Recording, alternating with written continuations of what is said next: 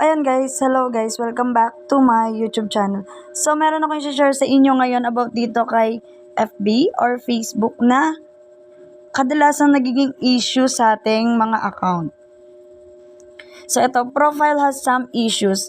Kung hindi nyo pa alam kung paano ang gagawin kapag meron kang ganitong problem, i-click mo na yung ating subscribe button and mag-like ka na din ng ating video. Mag-iwan ka din ng comment dyan para alam ko na nakapanood ka na ng video natin. So let's go!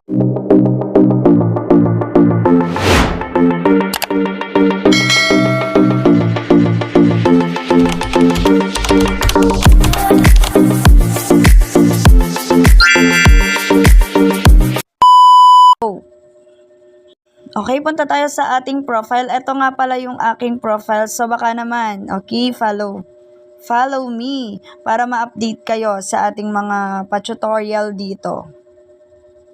Pag nasa profile ka na, click mo lang yung parang 3 lines na to. Ayan, pagka-click mo yan, mapupunta ka dito din. I-click mo ang help and support. Okay, pagka-click mo ng help and support, mag-click ka nitong report a problem. By the way, ito nga palang way na to ay makakatulong din kung meron kayong issues sa payout, sa star, sa reel, at kung saan-saan pang part dito or way of earnings ni FB or ni Meta. So, i-click natin ng report a problem. And then, ayan, may nakalagay na ganyan, go back to where. Huwag nyo nang pansinin yan, scroll down. Scroll up pala, and then click mo yung okay. Click mo yung report, continue to report a problem. Okay, pagka-click mo niyan, dadirect ka na nga sa report. So, ayan, wait mo lang siya.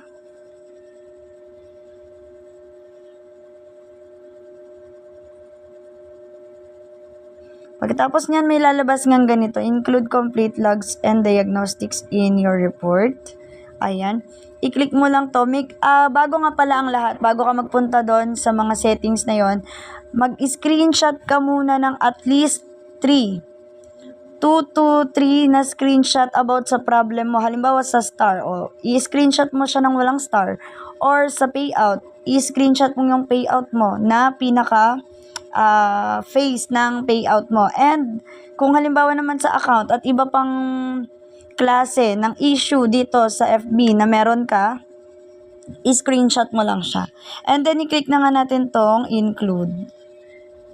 Okay, pagka-click mo niyan, may makikita ka rito kung saan ba yung naging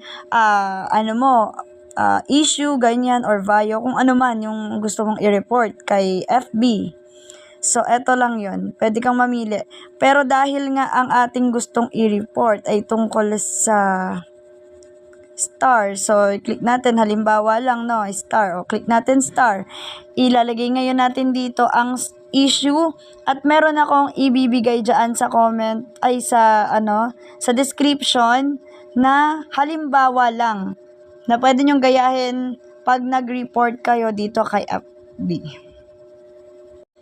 So, eto siya. Ayan, dear Facebook team, I would like to request for a review of my account. And pwede nyong palitan yung ibang details dito or word dito base dyan sa naging problem na i-report mo dito kay Facebook. Okay? Pero ilalagay ko pa rin doon sa description yung yung note na yan para meron kayong idea.